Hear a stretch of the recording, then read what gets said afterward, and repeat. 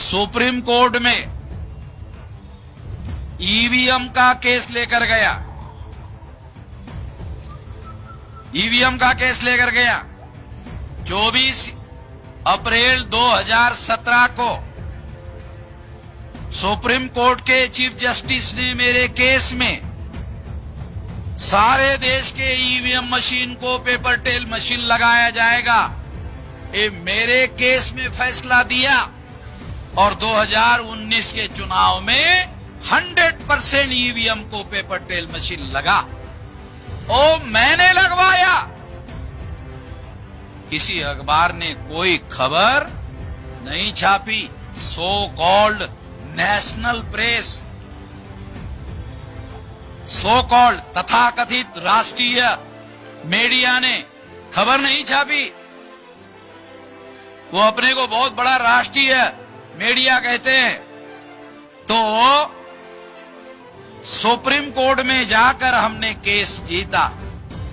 आप सुनकर हैरान हो जाओगे, जो ड्राफ्ट हमने लिखा, जो ड्राफ्ट लिखा सुप्रीम कोर्ट के लिए, मेरे केस में सुप्रीम कोर्ट के चीफ जस्टिस ने 1 मिनट की बहस मेरे वकील को करने नहीं दिया। 1 मिनट की बहस नहीं करने दिया और मेरे फेवर में निर्णय दे दिया। 1 मिनट की बहस के बगैर। शायद ये सुप्रीम कोर्ट के इतिहास में शायद ही पहला केस हो कि उसका वकील 1 मिनट का बहस नहीं कर रहा है और उसके फेवर में केवल ड्राफ्ट के आधार पर जजमेंट लिखा जा रहा हो। आप अंदाजा लगा सकते हो कितना बेहतरीन डॉक्यूमेंट लिखा गया होगा। सुप्रीम कोर्ट के वकील ने पूछा किसने लिखा? क्या हमने लिखा। कि कितनी वकालत किया? क्या कि वकील नहीं हूं। कैसे लिख सकते हो? मैंने कहा अगर हमने नहीं लिखा, अगर किसी वकील ने लिखा तो तुम्हारे पास वकालत के लिए क्यों आता? उसी वकील को नहीं देता? बात तो सही कह रहे हैं। जब जीत लिया तो कहा 2 लाख रुपया महीना देता हूं, नौकरी करोगे? अरे तो नौकरी छोड़ के सेवा के लिए आया हो भाई। नौकरी थी, नौकरी छोड़ करके ये काम करने के लिए आया हूं और तू 2 लाख रुपए जूनियर वकील का रखने के लिए बगैर वकालत के डिग्री का कह रहा है। तो इसलिए कह रहा हूं कि एक संवैधानिक रास्ता है सुप्रीम कोर्ट में बड़े बड़े मुद्दे लेकर जाने का, हस्तक्षेप करने का। वो भी एक तरीका है। जैसे सुप्रीम कोर्ट ने लखीमपुर खीरी में योगी के वकील को कहा, सुप्रीम कोर्ट में जानते हो योगी ने कौन वकील लगाया? भारत का पहले नंबर का वकील साळवे, ये हमारे महाराष्ट्र का है। साळवे नगर जिले का उसका बाप था साळवे।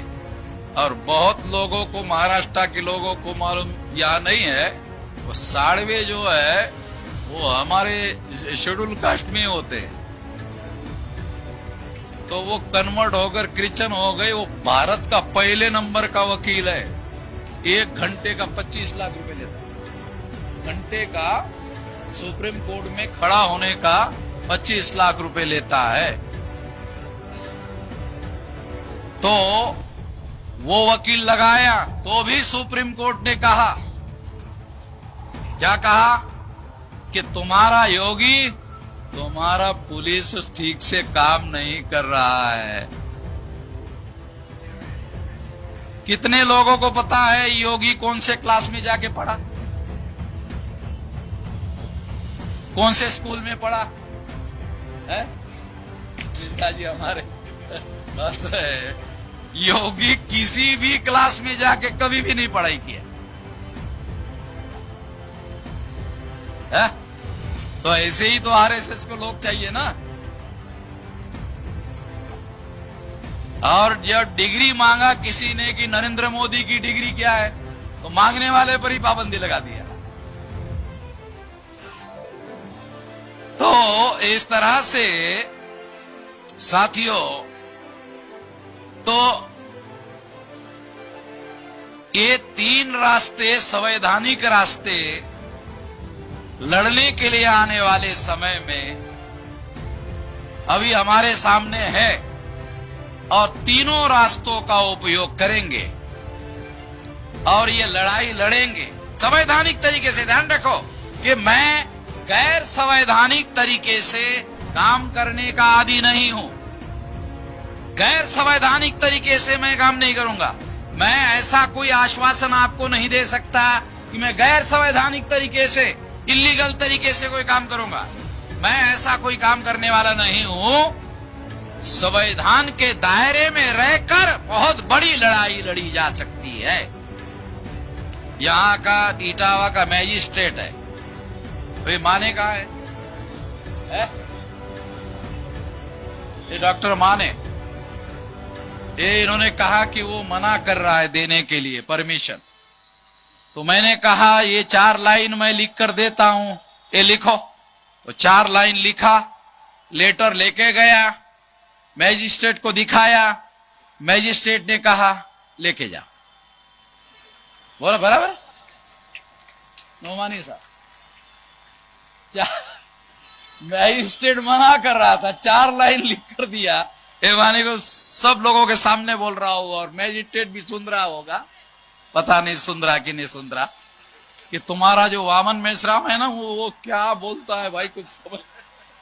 अब इसमें कुछ बोल रहा हूं? कुछ भी नहीं बोल रहा हूं। हाँ, मैं ये जरूर बोल रहा हूं कि हमारा संवैधानिक अधिकार है, आर्टिकल 19 में अधिकार है और अधिकारियों को कानून के दायरे में रहकर करना चाहिए। कानून के दायरे में तुम नहीं रहोगे तो फिर तो हम बख्शने वाले नहीं हैं। तो इस तरह से मैं संविधान के दायरे में रहकर काम करने का आदी हूं। तो इतने अधिकार दिए हमारे संविधान में। और फिर संविधान हमारे बाप का है, तुम्हारे बाप का तो है नहीं।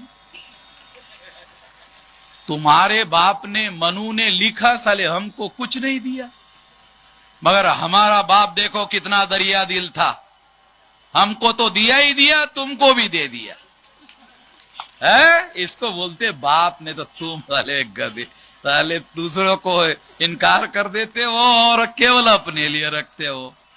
बाप होना चाहिए ना सही तरीके से। तो इस तरह से हम संवैधानिक तरीके से काम करने के आदी है और संवैधानिक तरीके से काम करेंगे। इसलिए कह रहा हूं, शपथ विधि लेने के बाद 72 घंटे में फैसला करने के लिए उस सरकार को कहेंगे। और केसीआर,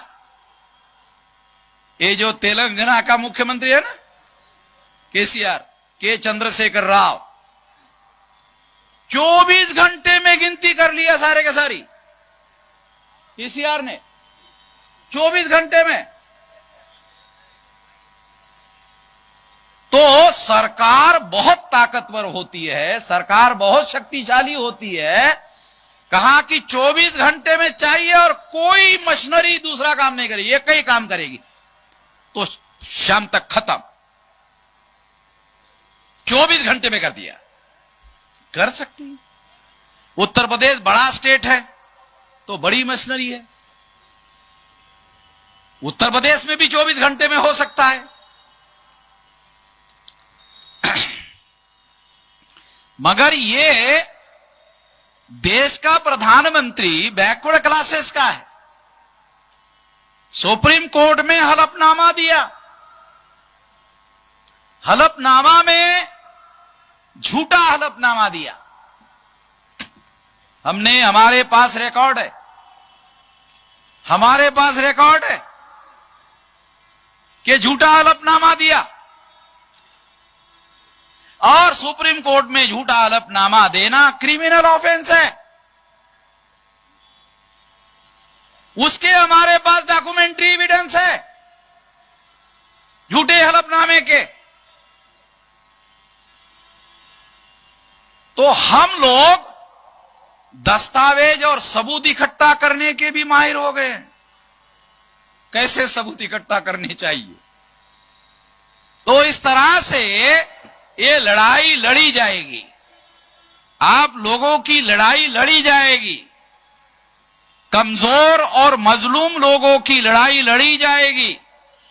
जालिम लोगों के विरोध में तमाम मजलूमों को बाबा साहब आंबेडकर ने लिखा, जाति मत देखना, रंग मत देखना, झोपड़ी में रहता है ये मत देखना, महल में रहता है ये मत देखना, कौन से धर्म का है ये मत देखना, उसकी हाइट लंबी है या छोटी है ये मत देखना।